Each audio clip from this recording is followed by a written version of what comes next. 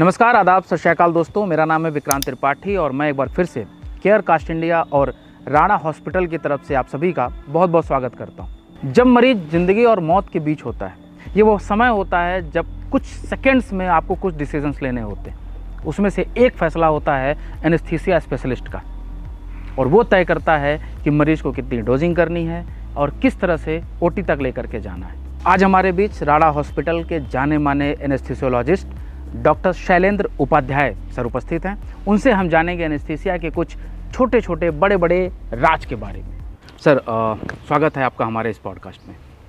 जैसा कि सर आपके नाम के साथ हमेशा से जुड़ता है एनेस्थीसिया स्पेशलिस्ट, बहुत छोटा सा शब्द है लेकिन इसका रूप बहुत बड़ा है। एक बार आप अपने शब्दों में हमारी ऑडियंस को बताएं कि एनेस्थीसिया क्या है। बहुत अच्छा सवाल आपने पूछा है। ज़्यादातर लोगों को लगता है कि ऑपरेशन के टाइम पे जो है एक बेहोशी दी जानी है, बट वो बेहोशी ऑपरेशन के जैसी उतनी ही उसके लिए इम्पॉर्टेंट है जितनी वो सर्जरी इम्पॉर्टेंट है। किसी भी ऑपरेशन की एक रीढ़ जो होती है, बैकबोन जो होती है, वो आपकी एनेस्थीसिया होती है। कैसी वो प्रोग्नोसिस है उसकी, वो पहले से बताया जाता है। पेशेंट को बताना, अटेंडेंट्स को बताना, सर्जन को बताना, ये सारी चीज़ें हमारे एनेस्थीसिया के अंडर में ही आती हैं।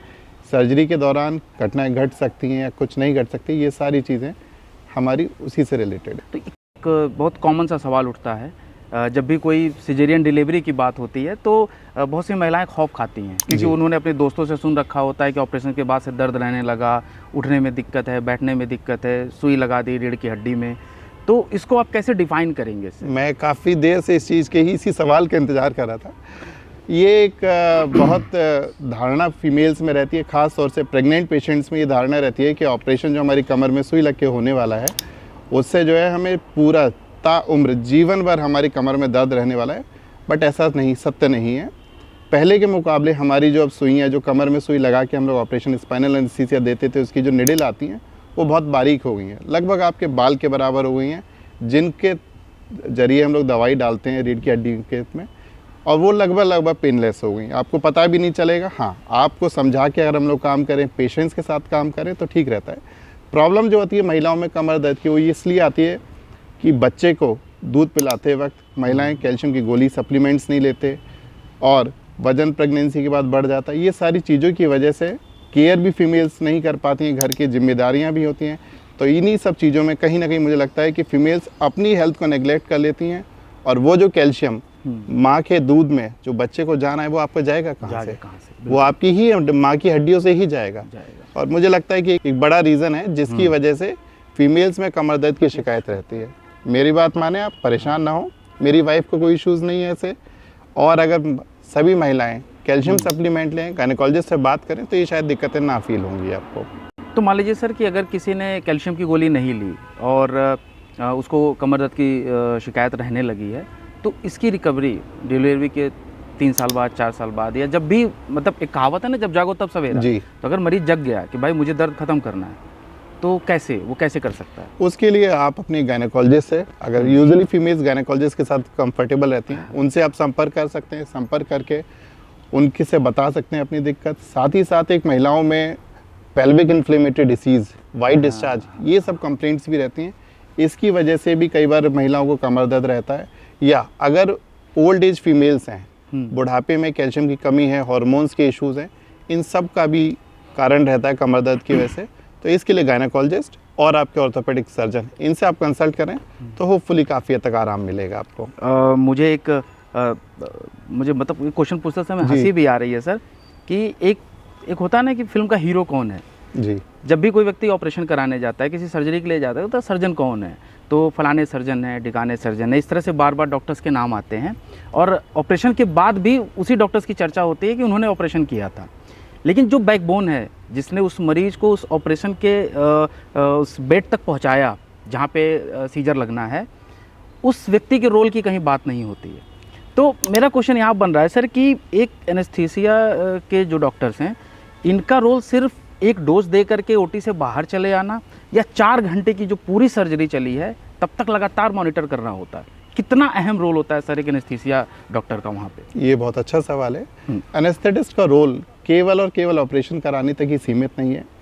काफ़ी पेशेंट ऐसे होते हैं और जिनको ऑपरेशन से पहले फिट करना होता है। अक्सर आपने सुना होगा कि पेशेंट अनफिट है, तो अनफिट होने के कुछ कारण हो सकते हैं। उन सब कारणों को पहले ऑप्टिमाइज़ करके पेशेंट तब सर्जरी ओटी तक आता है, इलेक्टिव केसेस हैं।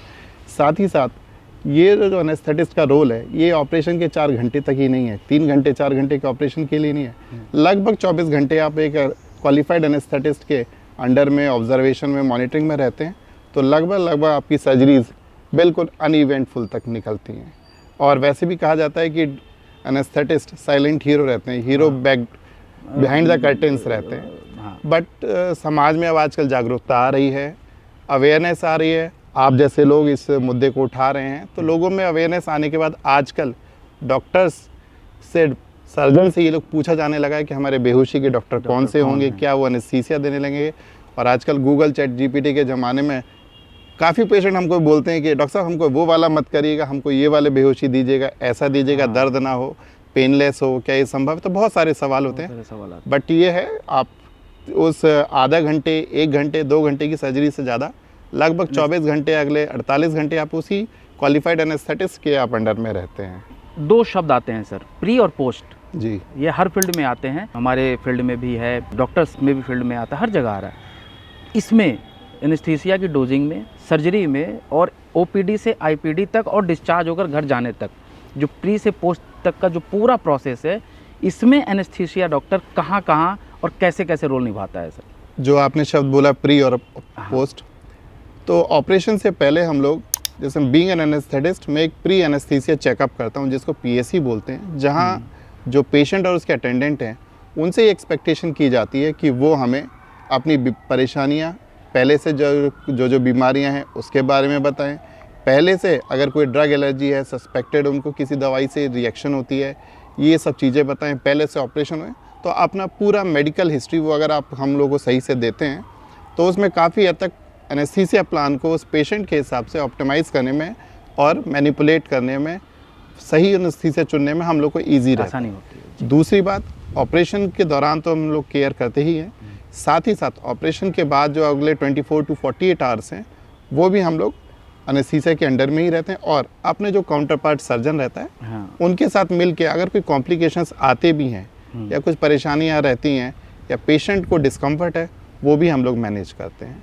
तो बेसिकली इट्स एक सर्जरी, एक पेशेंट का डिस्चार्ज, ये एक टीम वर्क होता है जिसमें एक surgeon, anaesthetist, ICU staff, hospital जैसा पूरी सब लोग जुड़े हुए रहते हैं। एक क्वेश्चन और मेरे दिमाग में आ रहा है सर कि जैसे राणा हॉस्पिटल है और आप वहाँ पे एनेस्थीसिया को लीड कर रहे हैं, इस डिपार्टमेंट को लीड कर रहे हैं, वहाँ पे एक शब्द और एक उसका, हम उसकी गुडविल कह सकते हैं या उनकी यूएसपी कही जा सकती है कि वो पेनलेस सर्जरी की तरफ बहुत अच्छा कदम बढ़ा रहे हैं और अपना एक ट्रेडमार्क सेट कर रहे हैं। तो क्या वास्तव में पेनलेस सर्जरी संभव है या ये सिर्फ कहने की बात है सर? नहीं, ये आज के ज़माने में ये संभव है। ओके। अक्सर जो है बेहोशी के दौरान जो है, जो हमारी दवाइयाँ दी जाती हैं, चाहे कमर में सुई लगा के ऑपरेशन हो या पूरा बेहोश, उस टाइम तो पेशेंट को ऑपरेशन में कोई दर्द नहीं रहता। बट जब एनेस्थीसिया का असर गायब होने लगता है, तब पेशेंट को दर्द होता है। बट हम लोग आज की तारीख में, मैं गर्व से ये चीज़ कह सकता हूँ कि राणा हॉस्पिटल में हम लोग पेनलेस, लिटरली पेनलेस सर्जरी करा रहे हैं। हम लोग ऐसी ऐसी दवाइयाँ यूज़ कर रहे हैं जिससे 24 to 36 आवर्स तक लगभग पेशेंट पेन फ्री रहता है। हाँ, ये हो सकता है कि 24-36 आवर्स के बाद माइल्ड डिस्कम्फर्ट हो सकता है। क्यों?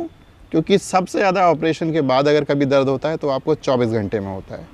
और इसमें मैं अपने सीनियर डॉक्टर राणा, डॉक्टर सोना घोष और साथ के मेरे जो कलीग सर्जन्स वहाँ काम कर रहे हैं, उनका भी मैं धन्यवाद देता हूँ कि उन लोगों ने मुझे मौका दिया, मेरी पेशेंट की प्रॉब्लम्स को समझा, मेरे से डिस्कस करके ये डिसाइड किया कि हम लोग पेनलेस सर्जरीज करेंगे।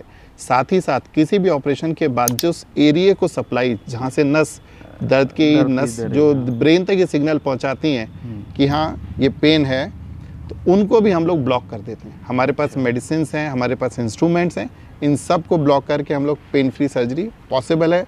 और ये गर्व के साथ कह सकता हूँ, आप हमारे पेशेंट टेस्टिमोनियल्स पढ़ लीजिए, लिटरली पेन फ्री सर्जरी। हर सिक्के के 2 पहलू होते हैं जी, और इससे डिनाई नहीं किया जा सकता। नहीं, सही है। तो अगर यहाँ पे एक सवाल पैदा हो कि ठीक है, हम 99% केसेस में पेनलेस सर्जरी कर दे रहे हैं या मरीज़ हमारा बिल्कुल ठीक होकर के वो जा रहा है, वो 1% जो कहीं एक बाल सरीखा रह जा रहा है वो कितना रिस्की होता है सर, और उसमें क्षति होने के कितने चांसेज रहते हैं? देखिए, जैसा आपने बोला हर सिक्के के दो पहलू हैं, तो अगर 100 में से 99% लिटरली पेन फ्री है तो 1% हिस्से को नकारा नहीं जा सकता। लेकिन वो 1% जो हिस्सा है जो ये कहेगा कि हमारा पेनलेस नहीं है, पेन फ्री नहीं है, ये इंडिविजुअल पेन वो आपका सेंसिटिविटी पे डिपेंड करेगा। हो सकता है कि आप वही पेन बर्दाश्त कर लें, मैं पेन बर्दाश्त ना कर पाऊँ, ये इंडिविजुअल एक आपका डिफरेंस रहेगा। बट लिटरली अगर पोस्ट ऑप अगर आप बात करें किसी से तो 24 से जो 36 घंटे जो होते हैं वही असली पेन का वो रहता है। बाकी हमारे पास और भी पेन किलर्स रहते हैं, वो आपको एडवाइस किए जाते हैं, आप प्रॉपर रेस्ट लें, प्रॉपर मेडिसिन लें, तो वो भी लगभग नहीं रहते। तो क्या सर कभी ऐसा केस भी निश्चित तौर पे आप लंबे समय से प्रैक्टिस कर रहे हैं तो आया ही होगा, ऐसा कोई केस भी आता है कभी कि लगता है कि नहीं हम एनेस्थीसिया दे करके या इस व्यक्ति को अभी फ़िलहाल इस समय इसको ट्रीट नहीं किया जा सकता, हमें थोड़ा समय देना चाहिए, या उसको एक समय दे करके कि भाई आप 2 महीने बाद आओ, 4 महीने बाद आओ, ऐसा कोई उसके अंदर कोई दूसरी बीमारी पल रही हो या जिसको उसकी जानकारी ना हो, ऐसा कोई केस जो आप डिस्कस करना चाहें सर? नहीं, हमारे पास काफ़ी पेशेंट ऐसे आते हैं, आपके अस्थमा के पेशेंट आते हैं। हाँ, बहुत सारे पेशेंट को आप देखेंगे मौसम बदलते हुए सर्दी के आते टाइम और जाते टाइम जो है अक्सर सांस फूलने की परेशानियां रहती हैं, और उसी में कहीं पेट दर्द के साथ आपको पित्त की थैली की पथरी का ऑपरेशन आ गया, तो उस केस में हम लोग कई बार ऑप्टिमाइज करने को एडवाइस करते हैं। डॉक्टर्स हमारे फिजिशियंस हैं, पल्मोनोलॉजिस्ट हैं, उनको हम लोग बोलते हैं कि आप उनसे विजिट करें, वो एडवाइस करते हैं, ट्रीटमेंट प्लान आपका बताते हैं, और कई बार हम हफ्ता, 2 हफ्ता, 3 हफ्ता मरीज हित में उस सर्जरी को पोस्टपोन कर देते हैं। बट यदि वो सर्जरी लाइफ थ्रेटनिंग सर्जरी है, मरीज की जान बचाने हेतु ज़रूरत है उस चीज़ को करने के लिए, तो हम एक्सप्लेन रिस्क के साथ, वेंटिलेटर कंसेंट, आईसीयू कंसेंट के साथ हम लोग सर्जरी को भी, life challenging surgery, life saving surgery को वो भी हम लोग कराते हैं।